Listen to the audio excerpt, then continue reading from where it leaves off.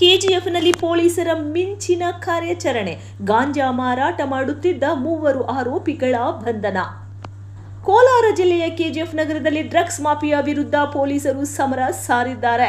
ಕೆಜಿಎಫ್ನ 2 ಪ್ರತ್ಯೇಕ ಕಡೆಗಳಲ್ಲಿ ಗಾಂಜಾ ಮತ್ತು ಡ್ರಗ್ಸ್ ಮಾರಾಟಕ್ಕೆ ಯತ್ನಿಸುತ್ತಿದ್ದ 3 ಆರೋಪಿಗಳನ್ನು ಪೊಲೀಸರು ಬಂಧಿಸುವಲ್ಲಿ ಯಶಸ್ವಿಯಾಗಿದ್ದಾರೆ. ಮೊದಲ ಪ್ರಕರಣ ರಾಬರ್ಟ್ಸನ್ ಪೇಟೆ ಪೊಲೀಸ್ ಠಾಣಾ ವ್ಯಾಪ್ತಿಯ ಇಟಿ ಬ್ಲಾಕ್ ರಸ್ತೆ ಬಳಿ ಅಜಯ್ ಎಂಬಾತ ಗಾಂಜಾ ಮತ್ತು ಡ್ರಗ್ಸ್ ಮಾರಾಟಕ್ಕೆ ಯತ್ನಿಸುತ್ತಿದ್ದಾಗ ಪೊಲೀಸರ ಬಲೆಗೆ ಬಿದ್ದಿದ್ದಾನೆ. ಇನ್ನು ಉರಿಗಾಂ ಪೊಲೀಸ್ ಠಾಣಾ ವ್ಯಾಪ್ತಿಯ ಮುನೇಶ್ವರ ಸ್ವಾಮಿ ದೇವಸ್ಥಾನದ ಬಳಿ ಗಾಂಜಾ ಮಾರಾಟ ಮಾಡುತ್ತಿದ್ದ ಮೊಹಮ್ಮದ್ ಯೂಸುಫ್ ಮತ್ತು ಶರ್ಮಾ ಎಂಬ 2 ಆರೋಪಿಗಳನ್ನು ಪೊಲೀಸರು ಬಂಧಿಸಿದ್ದಾರೆ.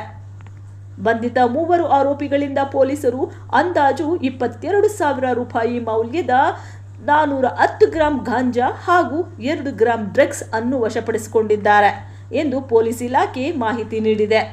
ಕೆಜಿಎಫ್ ನಗರದಲ್ಲಿ ಮಾದಕ ವಸ್ತುಗಳ ಜಾಲವನ್ನು ಬೇರು ಸಹಿತ ಕಿತ್ತೆಸೆಯಲು ಜಿಲ್ಲಾ ಪೊಲೀಸ್ ಇಲಾಖೆ ಕಾರ್ಯಪ್ರವೃತ್ತವಾಗಿದ್ದು, ಈ ಕಾರ್ಯಾಚರಣೆ ಸಾರ್ವಜನಿಕರ ಮೆಚ್ಚುಗೆಗೆ ಪಾತ್ರವಾಗಿದೆ.